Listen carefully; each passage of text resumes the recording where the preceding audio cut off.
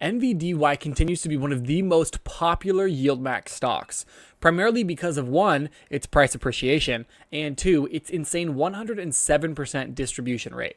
So today we're going to talk about how much money you would receive in the distributions or the dividends if you were to invest $10,000, not including the price appreciation. And I want to check how this has performed versus just holding the underlying stock of NVIDIA. So if you guys are interested in this type of content, please consider subscribing and liking the video. That helps me a bunch. We can see that NVIDIA, or NVDY, I should say, the YieldMax NVIDIA Option Income Strategy ETF, currently sits at about 15% positive over the last 6 months. If we go to the 1 year, it's up 20.72%, which is pretty phenomenal. Started trading in May of 2023. So this fund does have some history and it has been performing really well. Now I want to look at the YieldMax website where they discuss this fund in particular. A 107.62% distribution rate. Absolutely crazy. You will double your money every single year if the price stays constant, which we don't think it will, of course, and a 4.08 SEC 30-day yield. Now, we've seen this page a ton with all the other ETFs. It's their disclaimer page. It says that this is a very high degree of risk fund, and a couple other things. If you've never read through this, you guys can pause and read through it. I recommend it. We are going to talk about their distribution history, but I'm not going to do it here. I like Seeking Alpha because it has a chart format so you can actually see the growth. But there is some key things we'll talk about with these funds. The fund overview, it's an actively managed fund that seeks to generate monthly income by selling and writing call options on NVDA. NVDY pursues a strategy that aims to harvest compelling yields while retaining capped participation in the price gains of NVDA. Now, this is really important, the capped participation, meaning if NVDA were to run 100%, which is extremely unlikely, you would be capped on the amount you would make while holding NVDY. And so that's why some people believe that holding NVDA is just better, and we're going to talk about that. So the fund's primary investment is to seek current income. You want that distribution income that comes in every single month. And the secondary objective is to seek exposure to the share price of the common stock, which is very, very interesting. The net assets is big at $953 million. The NAV sitting at $27.55. Now, the important thing, I'm not really sure what the premium discount percentage means. If any of you guys know what they mean by that, I have not done a video on a YieldMax fund in a couple weeks, and maybe this is new, but I'm just not sure what this means. But it's 0.17, I should say. Now, the important thing, too, with this is the gross expense ratio is 0.99, very, very high. The Round Hill funds are this high, but they're writing daily options with 0 DTE expirations compared to this, which is, I believe, just monthly. So I'm not sure why these are so high. I know that these funds are actively managed, and it is difficult to write continuing call options and strategies on it. It takes a lot of research, but that still is very, very high, probably one of the highest that I've seen. And so we can see the performance with their NAV, 1 month 11%, 3 month 24%, 6 month 92%. I'm not sure why this one isn't percent. Year to date 92%, and 1 year is 123%. And cumulative since inception, it says 172, which I'm very interested in seeing if that is accurate. I believe it definitely could be based off of what we've seen with the distribution history. But what I want to talk about right now is NVIDIA, the underlying stock that this ETF writes calls on. So we're going to take a look at their price appreciation. I'm sure if you're watching this video, you are familiar with NVIDIA, so I'm not going to go into crazy detail, but basically they are a multinational corporation and technology company, and they have been booming. They've been booming for a number of reasons. One, microchips have been in insane demand as the AI revolution is growing. Now, we have definitely seen this continue. The PE ratio for NVIDIA is huge at 71. But if we jump to the 6 month, it is up 105% since what? January, which is crazy. On the 1 year, it's up 175%. And the 5 year, up 2,700%. This thing has been going insane. And I wish I had purchased it when I first started investing quite a while ago, longer than this chart. I could have bought NVIDIA at $4, but I don't want to talk about that or think about it, and I'm sure you guys don't either.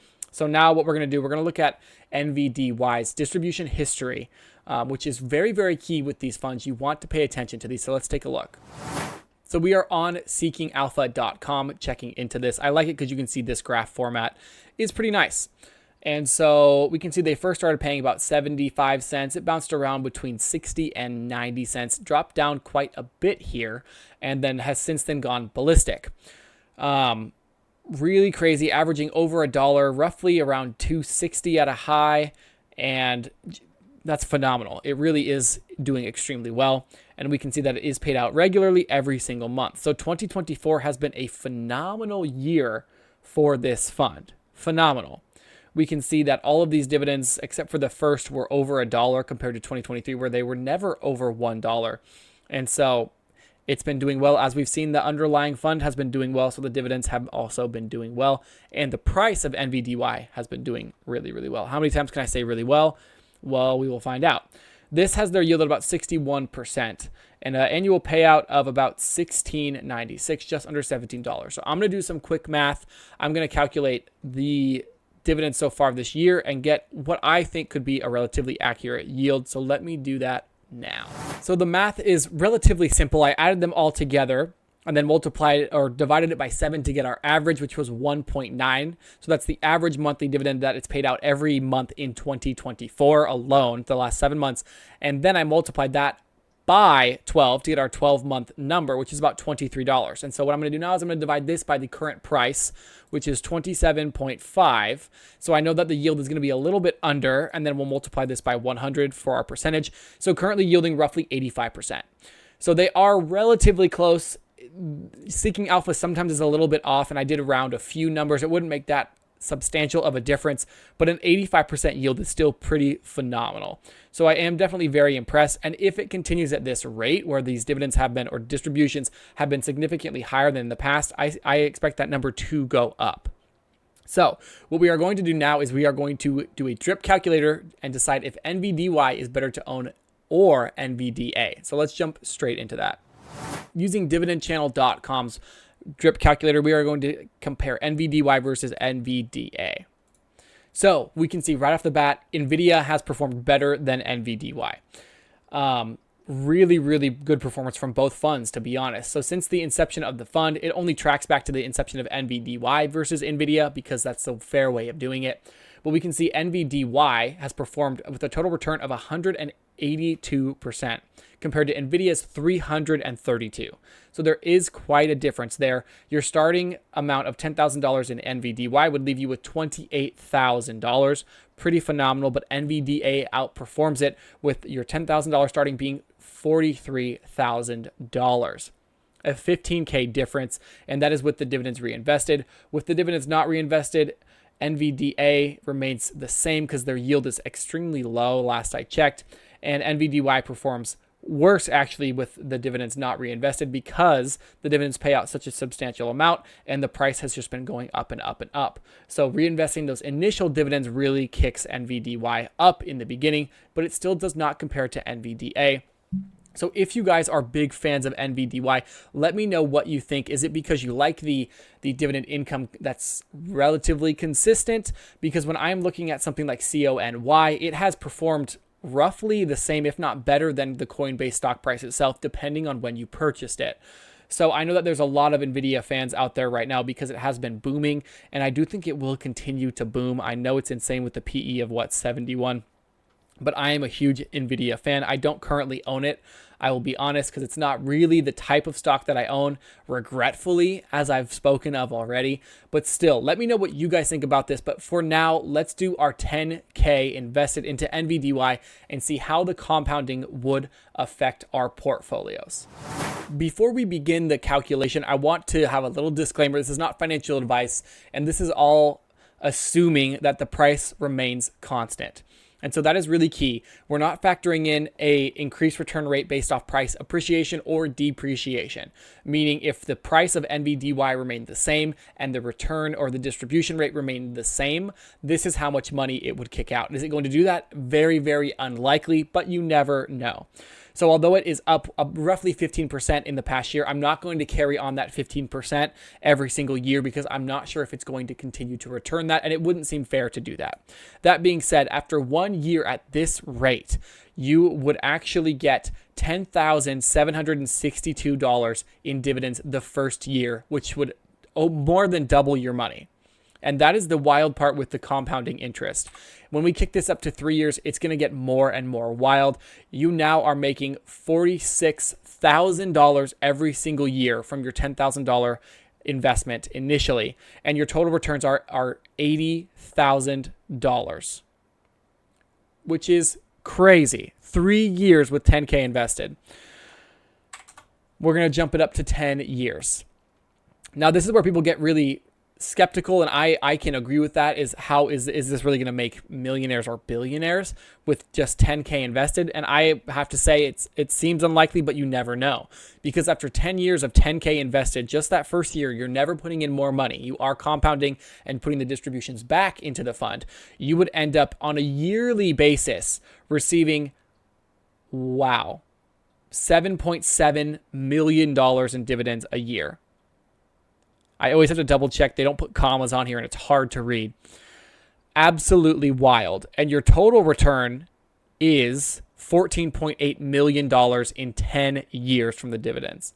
I mean, if you're investing in a Roth account or a tax-exempt account, that's an insane amount of money that you don't have to pay taxes on.